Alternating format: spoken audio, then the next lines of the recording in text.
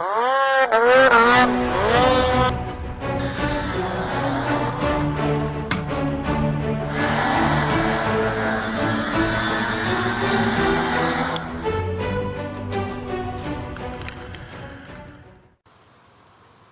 good video is going to be a walk around and a test drive of a 97 Dodge with a Eaton Roadranger RTO610 in it, and parked it up on the hill here so it's easy to get underneath.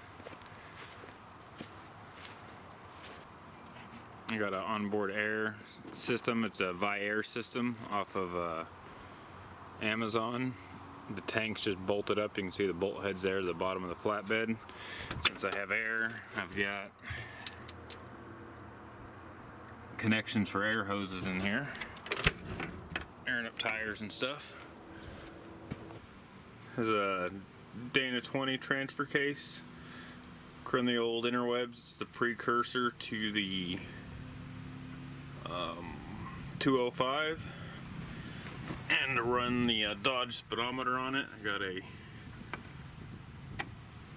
converter there to convert the mechanical output to an electrical one. You can buy them on most like classic car websites and stuff. And then this box here was also off a classic car website, and it's a ratio conversion basically, because when I just screwed that straight on the transfer case, the speedometer wasn't reading right, so I got the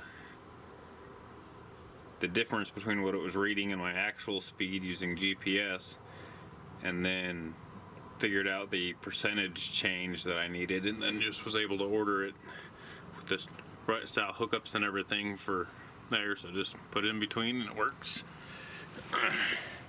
Got a torque arm going from the transfer case to the transmission. Otherwise it can flop. It actually did a little bit the first time. You could feel it every now and then shimmy. Going from the, reducing down from the 1710 to the 1550 or 1480, I can't remember your joint there. Basically, if you watched the 6-speed in a Dodge video, it's pretty much all the same type of stuff that was done there as here. The only difference is the transmissions itself.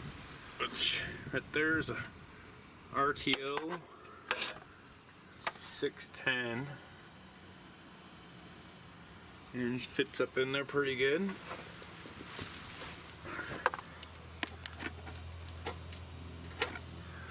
Now the air system. As you can see, the tank just bolted up there. Got the compressor just sitting right up there on the shelf, or the cross member.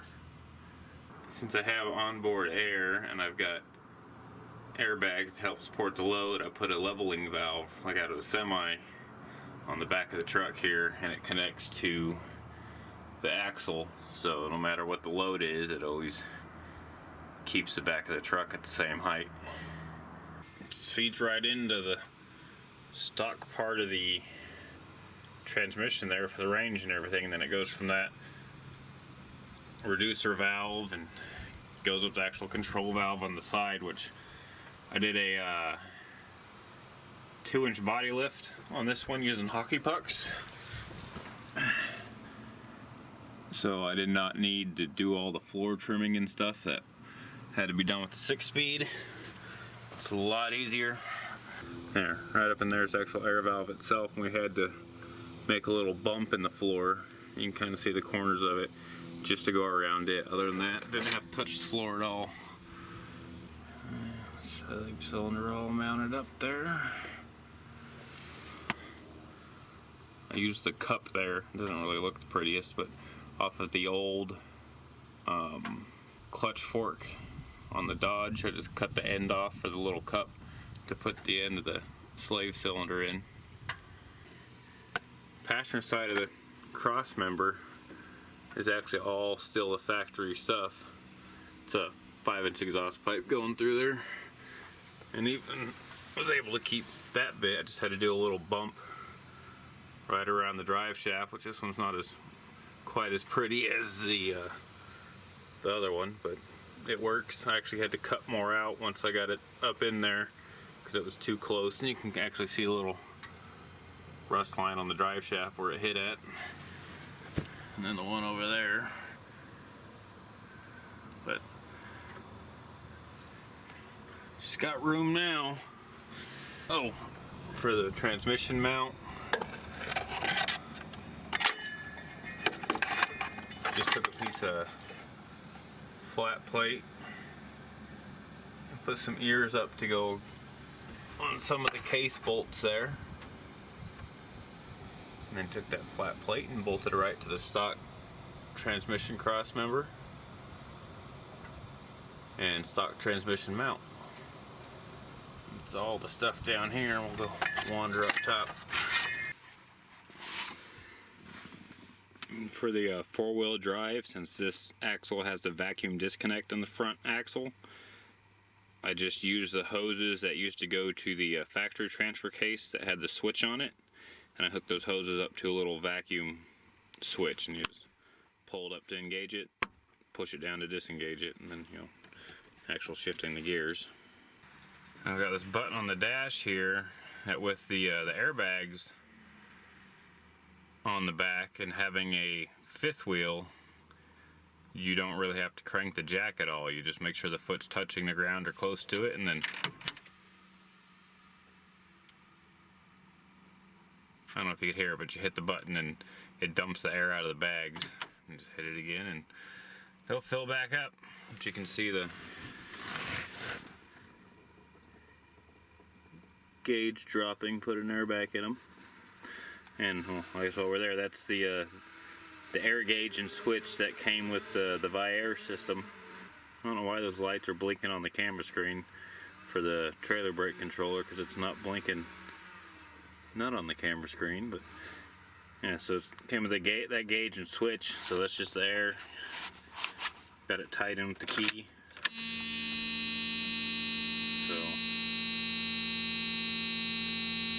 you can hear that hum, that's the air running.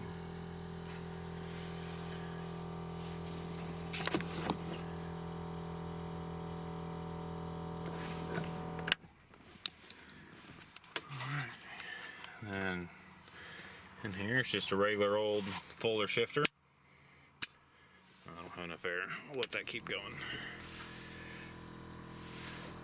Now I've got the pattern. Since this is a RTO610, if you look at the pattern from the third to fourth, you got to go over and down, because when you do the overdrive conversion on them, which I did on this one, direct never moves.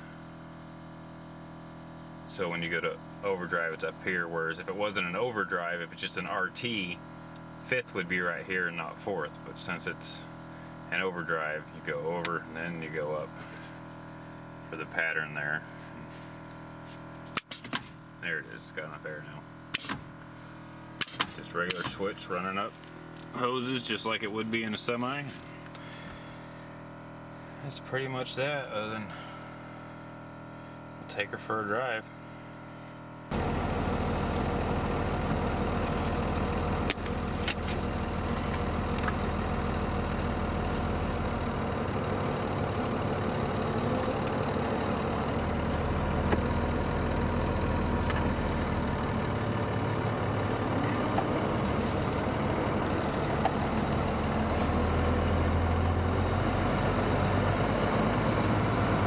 First, second,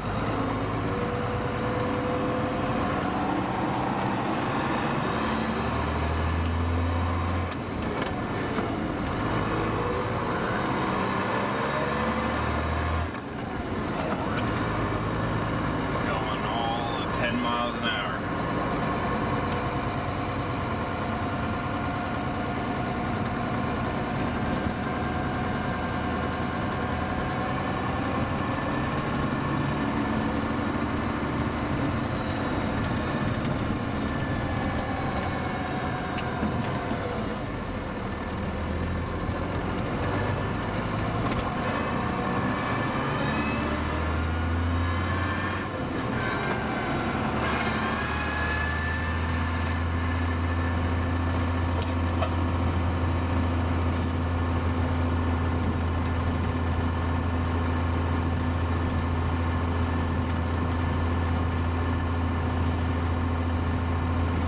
glaring. No.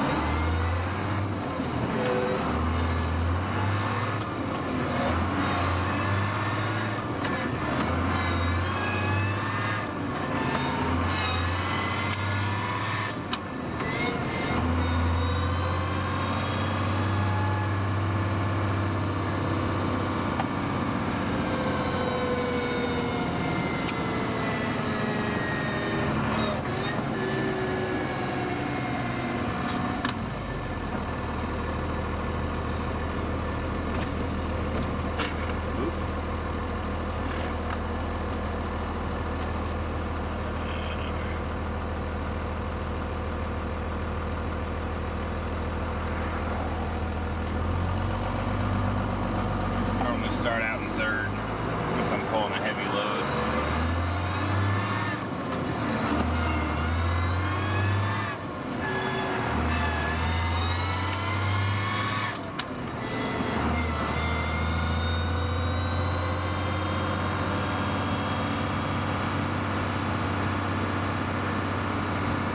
Got my sunglasses.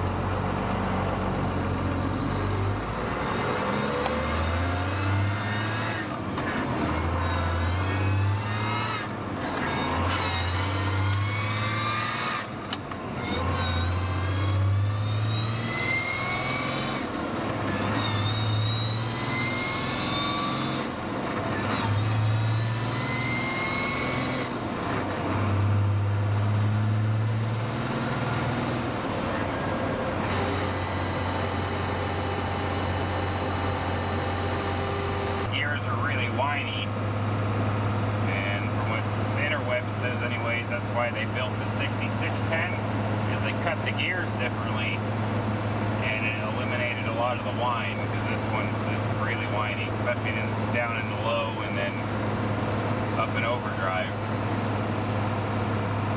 It's really not bad in direct.